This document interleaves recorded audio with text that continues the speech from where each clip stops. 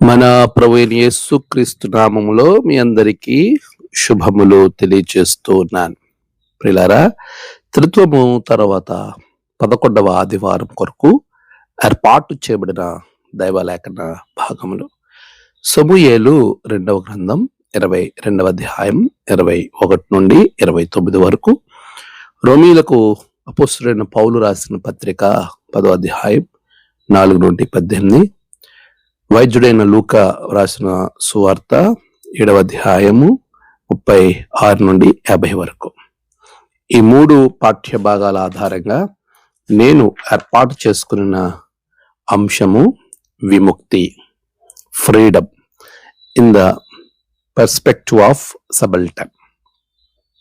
మన ప్రభువైన యేసుక్రీస్తు నామములో మీ అందరికీ శుభాది వందనాలు తెలియజేస్తూ ఉన్నాను. ప్రియులారా, మన జీవితంలో విడుదల, విముక్తి, ఫ్రీడమ్, స్వేచ్ఛ అనే ఈ పదాలు చాలా కీలకమైనవిగా ఉంటూ ఉన్నాయి. విశేషంగా ఆగస్టు 15న మన దేశం 80వ స్వతంత్ర దినోత్సవ వేడుకలను జరుపుకుంటూ ఉంది. అందును బట్టి ప్రభుని నేనెంతో కనపరుస్తూ ఉన్నాను. దేవునిలో నేనెంతో సంతోషిస్తూ ఉన్నాను. మన జీవితాలు ఒక రకమైన స్వేచ్ఛ వాయువులను పీల్చుకోవడం. 1947 ఆగస్టు 15న బ్రిటిష్ పరిపాలన నుండి రాజకీయ పరమైన స్వాతంత్రము పొందాం. అయితే స్వతంత్రము వచ్చిన తర్వాత మన దేశంలో కుల వివక్షత, పేదరికం, అంటరానితనం, స్త్రీల అణచివేత, ఆదివాసీల నిర్లక్ష్యత వంటివి సామాజిక బంధాలు కొన్ని మనకు కనబడుతూనే ఉన్నాయి. ఇక్కడే సబల్టన్ థియాలజీ అనగా అణగారిన అట్టడుగు ప్రజల వేదాంతం మనకు ఒక ముఖ్యమైన ప్రశ్న తెలియచేస్తుంది. స్వతంత్రం అనేది అందరికీ సమానంగా అనుభవించబడుతున్నదా?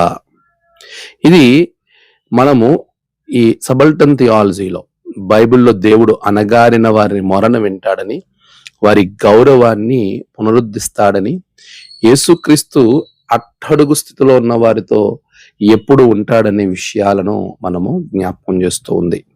ఇక్కడ 3 ప్రాముఖ్యమైన విషయాలను మీకు నేను జ్ఞాపకం చేస్తాను. విముక్తి, ఈ ఫ్రీడమ్ అనేది మన దేవుడు ఎలా ఇస్తున్నాడు అంటే న్యాయము అందించటం ద్వారా, న్యాయాన్ని జరిగేలా చేయడం ద్వారా మనము విముక్తి పొందుకోగలుగుతాం. ఎందుకంటే మన దేవుడు న్యాయాన్ని వెతికే దేవుడు, న్యాయవంతుడు. ఆయన న్యాయాన్ని మాత్రమే కలిగిన వాడు. నిర్గమాకాండము 9:27లో యెహోవా న్యాయవంతుడని, యోబు 2వ అధ్యాయం 3వ వచనంలో దేవుని గురించి మనం చూస్తా ఉన్నాము. దేవుడు ఇచ్చే సాక్ష్యాన్ని గురించి చెప్తా ఉన్నాడు యోబుని గురించి. యోబు న్యాయవంతుడు, న్యాయమును ఆయన ప్రేమించేవాడు. కీర్తనకారుడు 33:5 చెప్తున్నాడు. ఎవరైతే న్యాయంగా జీవిస్తారో వారి గురించి సాక్ష్యం చెప్పడం మాత్రమే కాదు, అలాంటి వ్యక్తులను కూడా ఆయన ప్రేమిస్తాడు. కీర్తన 56లో చూస్తే తాను న్యాయకర్త అయి ఉన్నాడు. అంటే న్యాయమును వెదికే దేవుడు మన దేవుడు.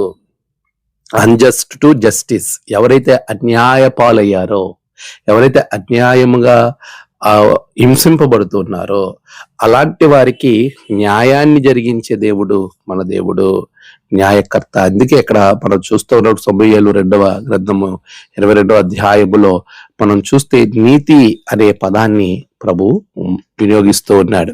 అక్కడ దావీదు ఒక చక్కటి సాక్ష్యంతో కూడినటువంటి గీతం ఆలపిస్తూ ఉన్నాడు.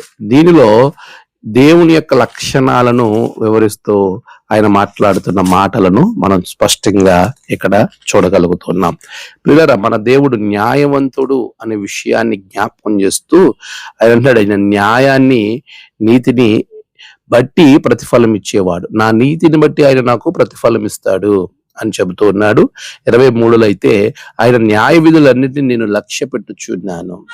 అంటే మీరు జ్ఞాపకం చేసుకోవాల్సిన విషయం ఏంటంటే న్యాయమును ఆయన కోరుకునేవాడు, న్యాయమును చేసేవారిని ఆయన ఆశీర్వదిస్తాడు. నీతిని బట్టి, అంటే నీతి అంటే చాలాసార్లు మనం ఏమనుకుంటామంటే కేవలము మనము వ్యక్తిగతమైన మంచితనమే అని ఆలోచిస్తూ ఉంటాం.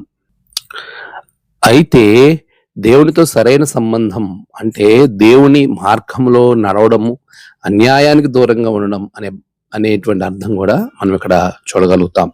ప్రియులరా, మీరు చూడండి, ఒక ఆలోచన మనం గమనం చేసుకుంటుంటే దావీదు జీవితంలో శత్రువులు, ప్రమాదాలు, రాజకీయ పరంగా ఎన్నో అడ్డంకులు ఉన్నప్పటికీ కూడా తన రక్షణకు ఆధారము తనకున్న చుట్టూ ఉన్న బలం కాదు కానీ దేవుడే అని చాలా సార్లు చెప్పాడు ఆయన.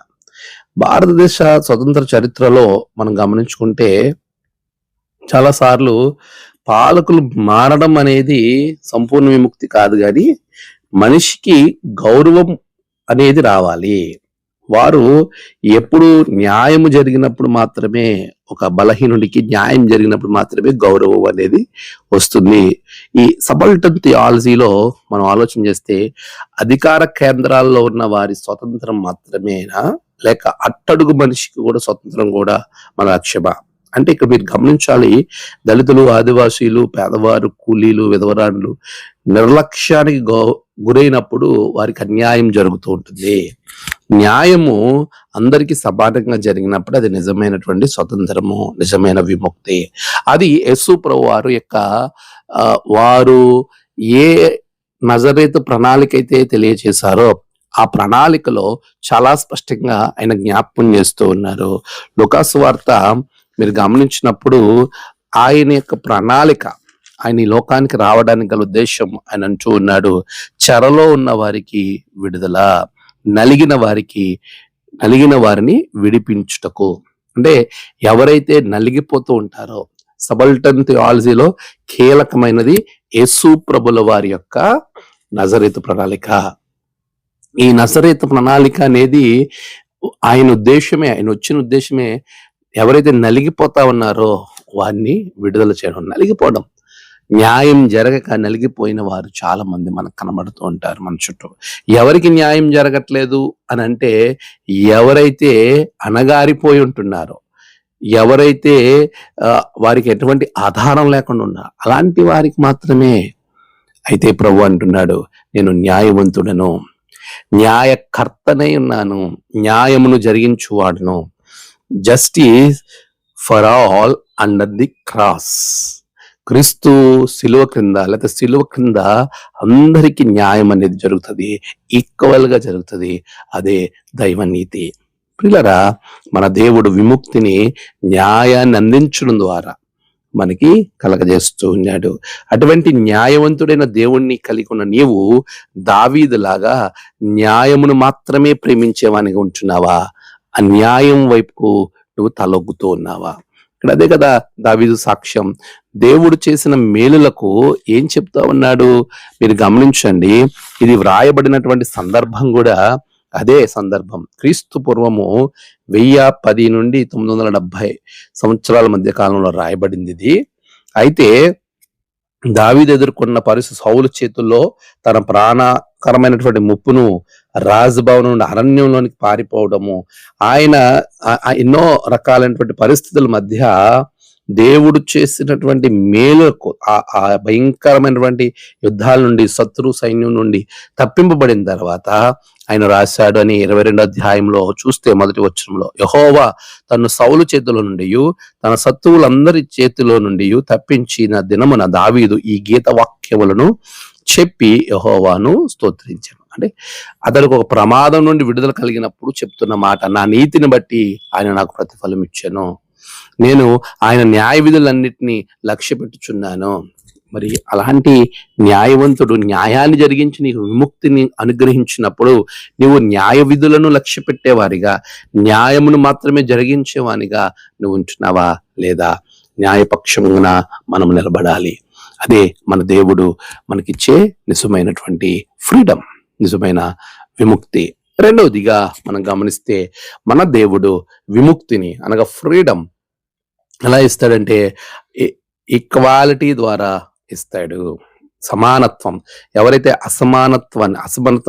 అసమానత్వాన్ని వారు అనుభవిస్తున్నారు, మాకు సమానమైనటువంటి హోదా కలిగింపు చేయాలని 2 రోజుల క్రితం, అంటే ఆగస్ట్ 10న 1950 ప్రెసిడెన్షియల్ ఆర్డర్ దానికి ఒక ర్యాలీ అనేది భారతదేశ వ్యాప్తంగా క్రైస్తవ సంఘాలు చాలా చోట్ల జరిగించడం మనం చూస్తాం. ఏంటి 1950 ప్రెసిడెన్షియల్ ఆర్డర్ అంటే, ఇక్కడ దళితులు ఎవరైతే ఉంటారో వారు క్రిస్టియానిటీలోకి వెళితే వారి దళిత హోదా పోతుంది. కారణం ఏంటి? ఎందుకు పోతుంది? మిగతా వాళ్ళకి ఎందుకు పోదు? రెడ్డి కులానికి సంబంధించిన వాళ్ళు క్రైస్తవులు అయితే వాళ్ళ కులం పోవట్లేదు.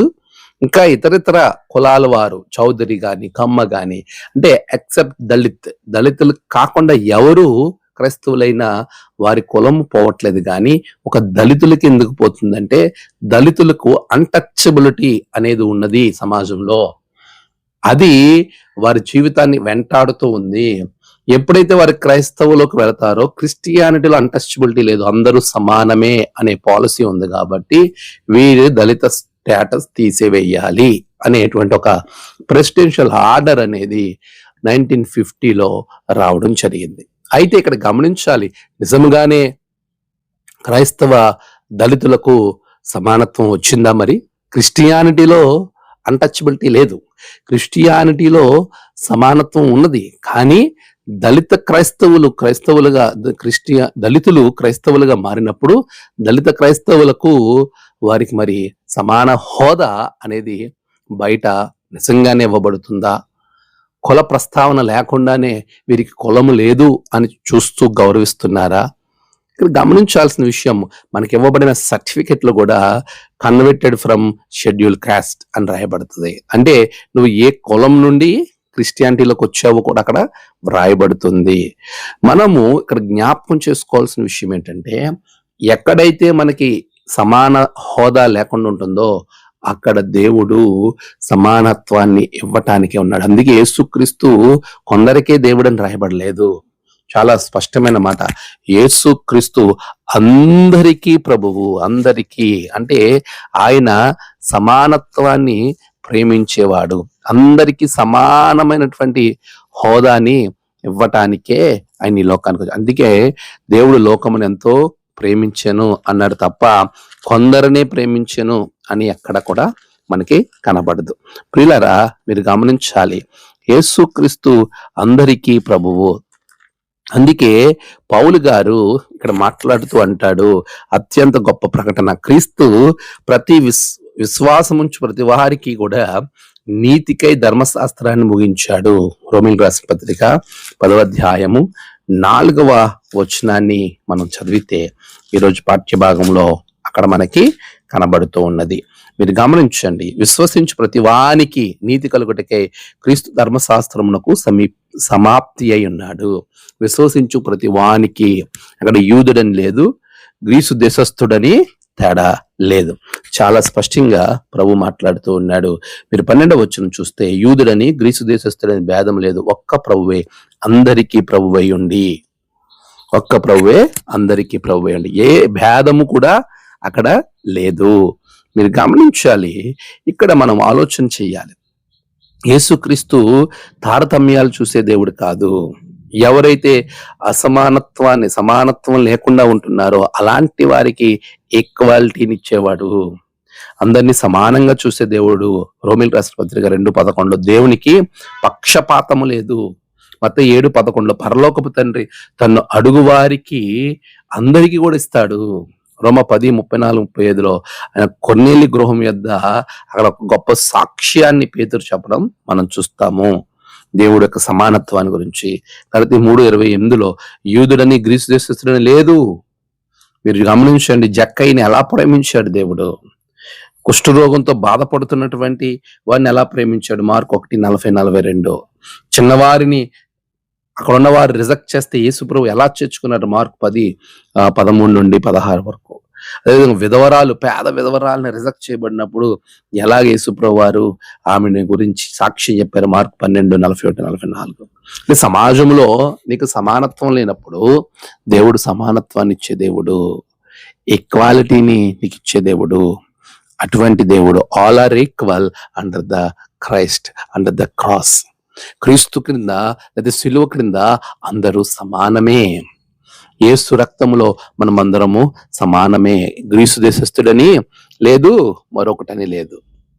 చాలా సార్లు నేను ఈ సంఘము, నువ్వు ఆ సంఘము, నాది నేను ముంచుడు బాప్తీసం, నువ్వు చిలకరింపు బాప్తీసం, లేదా నాది ఇంకోటి అని సంఘాలు ఈరోజు చీల్చబడ్డాయి. డాక్ట్రినల్ పేరట చేల్చబడ్డాయి. ఒక రకమైన నారో మైండెడ్గా మనం అయిపోయామేమో ఒకసారి ఆలోచించేద్దాం. ఈ స్వతంత్ర దినోత్సవ వేడుకలో పాల్గొంటున్నాం, కానీ నిజంగా మన హృదయం అలాంటి ఓపెన్ మైండ్, అంత స్వతంత్రత కలిగినటువంటి విశాలమైనటువంటి హృదయం మనం కలిగి ఉన్నామా? క్రీస్తు అది కలిగి ఉన్నాడు. తన దగ్గర వచ్చు వారిని ఎవరినైనా కానీ ఆయన రిజెక్ట్ చేయలేదు.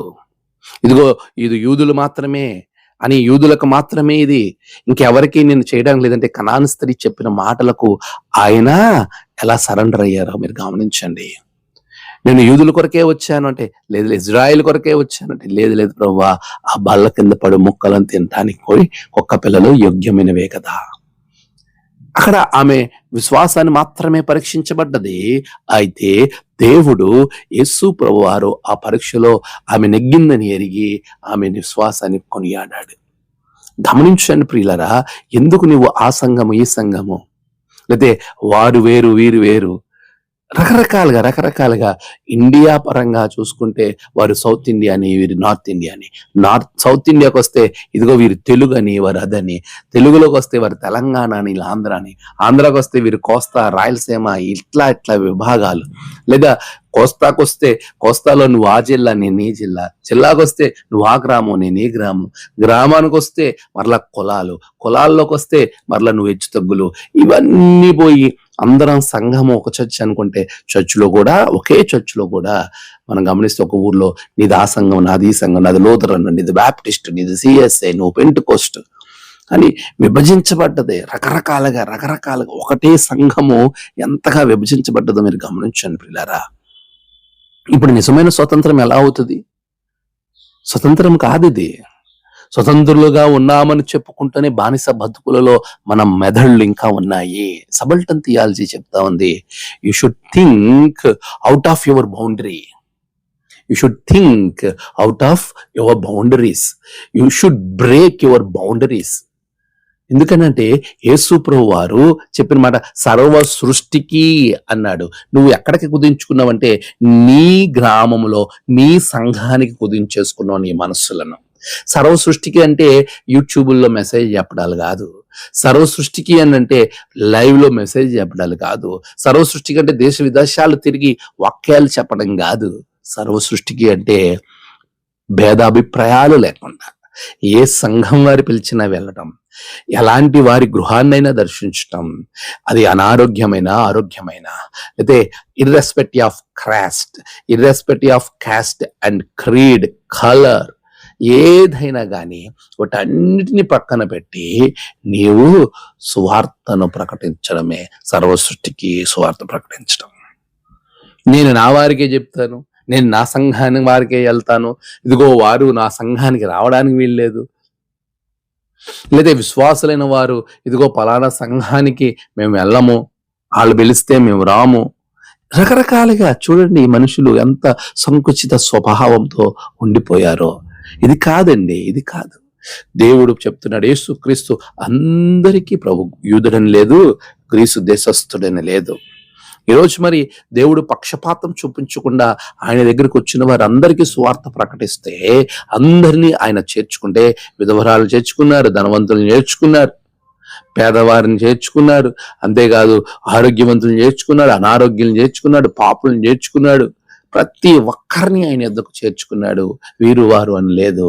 మరి అలాంటి ప్రభు శిష్యుడిగా నువ్వు ఈ స్వతంత్ర దినోత్సవ వేడుకలలో పాల్గొంటున్నటువంటి నీవు మరి నీ మైండ్ రియల్లీ గాడ్ ఫ్రీడమ్, మన మనస్సు నిజంగానే స్వతంత్రతను పొందుకుందా, ఇంకా మన బౌండరీస్ లోనే మగ్గిపోతూ సంఘాల క్షేమాభివృద్ధికి కాక సంఘాల పతనాలకు మనం కారణంగా నిలబడుతున్నామా? ప్రియులారా, దేవుడు మనకి విముక్తినిచ్చాడు, కానీ మన మెదడులకు ఇంకా విముక్తి రాలేదేమో. ఒకసారి ఆలోచన చేద్దాం. సబల్టన్ థియాలజీ చెప్తా ఉన్న మాట ఏంటంటే, నీకు అణగారిపోయిన వారికి, అలాంటి వారికి న్యాయాన్ని జరిగించడం మాత్రమే కాదు, ఎవరైతే అణిచివేయబడతా ఉన్నారో, ఎవరైతే సమాన హోదా లేదని సమానత్వం కొరకు పోరాడటం, చాలా బాధాకరమైన సంగతి కదండి. సమానత్వం కొరకు పోరాడటం అంటే, అలాంటి సమానత్వాన్ని ఇవ్వడానికి దేవుడు, అందుకే ప్రభు అంటున్నాడు, యూదుడని గ్రీసు దేశస్థుడని భేదం లేదు, అందరూ సమానమే, నాకు అందరూ సమానమే. మరి అందరినీ సమానంగా ప్రేమించే క్రీస్తు విశ్వాసము నీలో ఉందా? మూడవదిగా విముక్తి అనే దానిని గురించి మనం ఇంకొంచెం లోతుగా ఆలోచన చేస్తే, తిరస్కారం నుండి పురస్కారానికి చేర్చబడటం, తిరస్కారం నుండి అంగీకారానికి చేర్చబడటం. వాట్ ఏ వండర్ఫుల్ అండి, what a wonderful. That's our Lord's wish. మన దేవుని యొక్క ఉద్దేశము, ఆయన యొక్క సంకల్పం ఏంటి తెలుసా? నిన్ను తిరస్కరించబడిన చోటనే నీకు పురస్కారాన్ని ఇచ్చే ప్రభువు. అయితే నువ్వు తిరస్కరింపబడ్డాను అని బాధపడుతూ ఉన్నప్పటికీ ఆయన నిన్ను అంగీకరిస్తాడు. From rejection to respect, rejection to accept. ఇది చూడండి ఎంత అద్భుతమైనటువంటి ఆశీర్వాదము. నిజమే, యోసేపు తిరస్కరింపబడ్డాడు కుటుంబంలోనే. అదే కుటుంబము యోసేపు దగ్గరికి దేహి అనుకుంటా వచ్చింది. దేవుడు అంత పెద్ద స్థాయిలో పెట్టాడు. కనాను స్త్రీని, సమరయ స్త్రీని, వీళ్ళందరినీ కూడా సమాజం, ఆనాటి సమాజం తిరస్కరించింది. కుష్ఠరోగులను తిరస్కరించింది. ఇక్కడ మీరు గమనించాలి, ఈరోజు పాఠ్యభాగం పాపాత్మురాలైన స్త్రీని ఎలా తిరస్కరించిందో. ఆమె ఒక పాపాత్మురాలైన స్త్రీ అని మాత్రమే రాయబడ్డది. అంటే తన ఐడెంటిటీ కోల్పోయింది ఆమె. తనకు ఒక పేరు లేదండి. ఒకరోజు మనల్ని ఎవరైనా మనం చేసిన తప్పుతో మనం పిలిస్తే ఎంత బాధగా ఉంటది కదా. ఒక దొంగతనం చేసి దొరికిపోయాడు, దొంగ దొంగ అని పిలిస్తే పశ్చాత్తాపం చెందిన వాడి హృదయం గాయపడతా ఉంటది. ఇక్కడ ఒక ఐడెంటిటీ లేదు ఈమెకి. అంతేకాదు, ఈ స్త్రీ ఎవతయో అనే మాటను మనం అక్కడ గమనిస్తాం. No respect, no respect. ఆమె గౌరవం లేదు. అంతేకాదు, వెనక నుండి వచ్చింది. ఆమెకి ధైర్యం, సమాజంలో స్థానం లేదు. No social respect, no personal respect, no identity. ఊరి బయటగా జీవిస్తా ఉంది. అలాంటి స్త్రీ యేసు ప్రభువు వారు ఫలానా వారింట ఉన్నాడని విని ఆయనకు ఒక కాస్ట్లీ అత్తర్ని తీసుకుని వెళ్ళి ఆయనకు వేసి పాదాలను కన్నీటితో కడుగుతూ తన తల వెంట్రుకలో తుడుస్తూ అభిషేకం చేసింది ఆ స్త్రీ. ఈరోజు మనం ఆలోచన చేద్దాం. లూకా సువార్త 7వ అధ్యాయం 36 నుండి 50 వచనాల భాగాన్ని కొంచెం సబల్టన్ థియాలజీ పర్స్పెక్టివ్ లో మీరు ఒకసారి చూస్తే, అంటే అణగారిపోయిన వారి దృక్పథంలో ఈ యొక్క భాగాన్ని కనుక మీరు చూస్తే, ఆమెకు ఒక పేరు ఇవ్వబడలేదు, ఆమెకు గౌరవం ఇవ్వబడలేదు, ఆమెకు ముఖద్వారం నుండి యేసుప్రభువు దగ్గరికి వచ్చేటువంటి స్థానం కల్పించబడలేదు. ఇలాంటి విషయాలు సొసైటీలో ఇప్పటికీ ఉన్నాయండి, ఇప్పటికీ ఉన్నాయి. గుడికి డబ్బున్న వారిని, అధికారం ఉన్న వారిని, మంచి వైట్ అండ్ వైట్ చక్కటి డ్రెస్సెస్ వేసుకుని వచ్చిన వారిని మాత్రంకి మంచి స్థానాన్ని కల్పిస్తాం. కొద్దిగా ఏమాత్రం పేదవారి గుడికి వస్తే వారిని చూసే చూపు చాలా చిన్నదిగా చాలా మంది ఉంటుంది. అందరూ అని నేను చెప్పలేను, కానీ ఇంకా కొందరున్నారు. ఒకవేళ నీవు ఆ జాబితాలో ఉంటే దేవుడు నిన్ను ప్రశ్నిస్తున్నాడు, what is your spiritual stand? నీ యొక్క ఆధ్యాత్మిక స్థితి స్థాయి ఏంటి? నువ్వు ఎలాంటి పరిస్థితుల్లో ఉండగా నేను నిన్ను చేర్చుకున్నాను, నీ స్థితిని మార్చాను. ఇప్పుడు నీవు నీ సహోదరుని స్థితిని చూచి ఎందుకని నీవు అసహించుకుంటున్నావు? అదే అక్కడ చెప్తున్నాడు. 500 దేనారాలు ఆ ఉపమానాన్ని మీరు చూస్తా ఉన్నప్పుడు, ఆ ఉపమానంలో ప్రభు మాట్లాడుతూ ఉన్నాడు. దేనారాల ఉపమానాన్ని మీరు చూడండి, ఎంత గొప్ప ఉపమానాన్ని ప్రభు జ్ఞాపకం చేస్తూ ఉన్నాడు. ఒకడు 500 దేనారములు, మరి ఒకడు 50 దేనారములు అచ్చి ఉన్నారు. ఈ 500 ఎక్కడ, 50 ఎక్కడ? అంటే ఒక దేనారం ఇంచుమించు ₹1 అన్నాడు. 500 దేనారాలు అంటే 250 రూపాయలు. 50 దేనారాలు అని అంటే 10 రూపాయలు, అంటే 10 టైమ్స్ 10 రెట్లు. ఈ 500 దేనారాలు అప్పున్న వాటిది అప్పు క్షమించబడ్డదే. ఈ 50 దేనారాలు 500 దేనారాలు ఎవడైతే అప్పు క్షమించబడ్డదో వాడిని అడిగినప్పుడు వాడు క్షమించును అని చెప్పాడు. చూడండి, దేవుడు మన పాపములన్నీ క్షమిస్తా ఉన్నాడు. మనం ఏ స్థితిలో ఉన్నామో ఆ స్థితిని బట్టి మనం ప్రేమిస్తూ ఉన్నాడు. కానీ మనం మాత్రం, మన ప్రక్కన ఉన్నవారు ఒకవేళ దేవుడు ఆశీర్వదించిన స్థితి మనకి ఇవ్వబడ్డది, మనకంటే కొంచెం తక్కువ స్థాయిలో మన కళ్ళ ముందు కనబడుతున్న వారిని అసహించుకుంటున్నావేమో మనసులో. జాగ్రత్త, దేవుడు కూడా నిన్ను అసహించుకునే దినము రాబోతా ఉంది. ఇదిగో, దేవుడు వస్త్రధారణను బట్టి ప్రేమించడు గాని హృదయ ధారణను బట్టి ప్రేమిస్తాడు. జాగ్రత్త, నీ హృదయం దేనితో అలంకరించబడ్డది? నీ హృదయం ఎంత అందంగా ఉంది? పై రూపాన్ని లక్ష్య పెట్టే దేవుడు మన దేవుడు కాదు. దేవుడు చూసేది అంతరంగిక రూపం. అనగారిపోయిన వారి ఎడల ప్రభు ఎప్పుడు కూడా ఉంటాడు అనే విషయాన్ని మీకు నేను జ్ఞాపకం చేస్తున్నాను. ఒకవేళ నీ జీవితం తృణీకరింపబడ్డదేమో, డోంట్ వరీ. దేవుడు చెప్తా ఉన్నాడు, తిరస్కారం నుండి నీకు పురస్కారము, తిరస్కారం నుండి అంగీకారాన్ని నేను ఇవ్వబోతా ఉన్నాను. ఈ స్త్రీ అవతయో అని పలికినటువంటి వారిని ప్రభు ఏమీ చేయలేదు, కానీ వారికి ఒక మంచి ఉపమానం తెలియజేశాడు. అప్పుడు అక్కడ ఆ ఉపమానంలో నుండి ప్రభు ఇస్తున్నటువంటి గద్దింపును మీరు గమనించండి.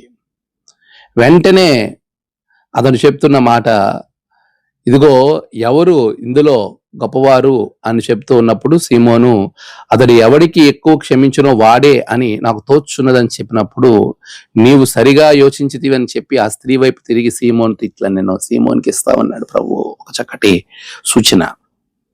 నీవు నాకు గౌరవాన్ని ఇవ్వలేదు. నేను ఇంట్లోకి వచ్చినప్పుడు నాకు కాళ్ళు కడుక్కోవడానికి నీళ్ళు ఇవ్వలేదు. నీవు ఇంట్లోకి రాగా నా పాదాలకు నీళ్ళు ఇవ్వడం మాత్రమే కాదు, కానీ ఆమె మాత్రం నా పాదాలు కన్నీటితో తుడిచింది, తల వెంట్రుకలో తుడిచింది. నీవు నన్ను ముద్దు పెట్టుకోనలేదు, కానీ ఆమె నన్ను ముద్దు పెట్టుకుంటూనే ఉంది. నీవు నూనెతో నా తల అంటలేదు, కానీ నా పాదాలకు నాకు అత్తరు పూసింది. పిల్లలు గమనించండి, అంటే నీవు ఒక గౌరవ అతిథికి ఇవ్వవలసినటువంటి మినిమం హాస్పిటాలిటీ ఏది నువ్వు చేయలేదు. గౌరవాన్ని ఏమి ఇవ్వలేదు, కానీ ఏమిచ్చింది. పిల్లలు మీరు గమనించాలి, ఈరోజు మన జీవితంలో డబ్బు ఉందనో, అధికారం ఉందనో, స్టేటస్ ఉందనో మనము ఇతరులను తృణీకరిస్తే ఒకరోజు నీవు దేవుని నోటిలో నుండి ఉమ్మివేయబడతావు. జాగ్రత్త. అందరినీ సమానంగా చూసే ప్రభు యొక్క భక్తులుగా మనము అందరినీ సమానంగా చూడాలి.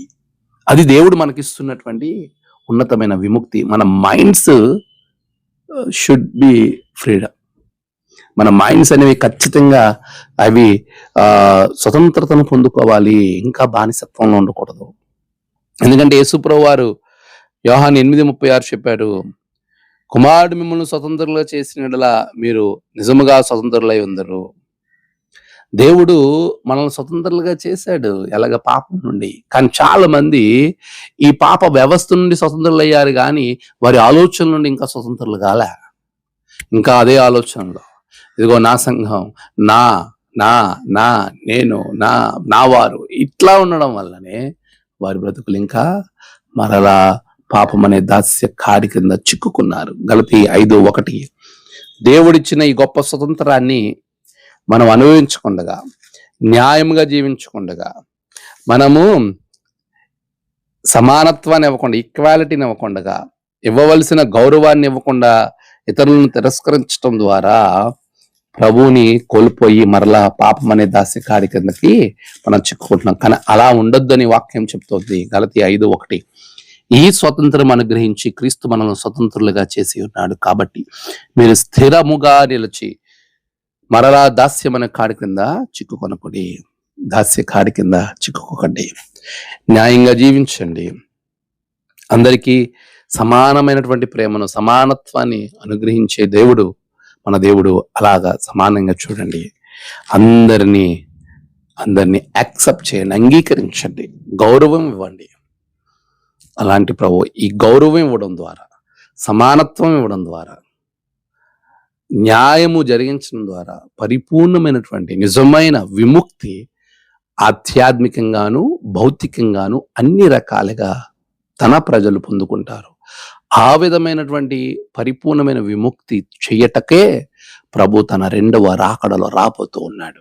సిలువలో తన ప్రాణాన్ని పెట్టిన ప్రభువు, సిలువలో తన రక్తాన్ని కార్చిన యేసు స్వామి ఆయన అంటూ ఉన్నాడు, నా రక్తము ద్వారా ఇవ్వబడినటువంటి పాప విమోచనను పునరుద్ధరించటానికి, దాన్ని నిశ్చయం చేయటానికి, వారిని తన రాజ్య వారసత్వంలో నడిపించుటకు దేవుడిచ్చినటువంటి ఒక అద్భుతమైన స్వతంత్రత. మరలా పాపం అనే దాస్య కాడి కిందకి చిక్కుకోకండి. మన కొరకు సిలువ కాడి మీద, ఆ మ్రాను మీద వేలాడిన యేసు స్వామి పలుకుతున్న మాట, మరలా కాడి కిందకి, దాస్యం కిందకి వెళ్ళకండి. నిజమైనటువంటి విడుదల, స్వతంత్రత, విముక్తిని న్యాయం జరిగించటం ద్వారా, సమానత్వాన్ని చూపించటం ద్వారా, అందరినీ యేసు ప్రభువారు దేవుని బిడలగా అంగీకరించటం ద్వారా వస్తుంది. అటువంటి విముక్తిని దేవుడు నీకు ఇచ్చాడు. నీవు ఇతరుల ఎడల కూడా అలాగే ఉండాలి. ఉన్నప్పుడు దేవుని రాజ్య వారసత్వంలో స్థానం సంపాదించుకుంటాం. అట్టి కృప ప్రభు మీకు దయచేయునుగాక. ఆమేన్. ప్రార్థన. సర్వశక్తిమంతుడా, గొప్ప దేవ, మా సువిశేష భారతదేశాన్ని బట్టి నీకు వందనాలు. 80 సంవత్సరాల ఈ స్వతంత్ర వేడుకలను వేడుకగా మాత్రమే కాక, మా స్వతంత్రతను నిజముగా ప్రతి ఒక్కరికి న్యాయము జరిగేదిగా, అందరినీ సమానంగా చూసేదిగా, అందరినీ గౌరవించేదిగా మాకు అనుగ్రహించుతున్నందుకు వందనాలు. అలా జరిగించండి. అండర్ అవర్ నేషనల్ ఫ్లాగ్, మా జాతీయ జెండా క్రింద అందరూ సమానులే అని పలికే ప్రతిజ్ఞ పరిపూర్ణంగా నెరవేరే దినము ప్రభువా మా జీవితాల్లో అనుగ్రహించినందుకు వందనాలు. సిలువ క్రింద అందరూ సమానమే అని పలికావు, రాబోయే దినాలలో చూపిస్తున్నావు. అందుని బట్టి నీకు స్తుతులు. బిడ్డలను దీవించండి, మా దేశాన్ని దీవించండి, క్షేమమును దయచేయండి, ఆరోగ్యమును దయచేయండి, సమానత్వాన్ని దయచేయండి, గౌరవాన్ని దయచేయండి, న్యాయమును జరిగించండి. మీరే మహిమ పొందమని యేసు నామమున ప్రార్థించి వేడుకొంచున్నాము తండ్రి. ఆమేన్.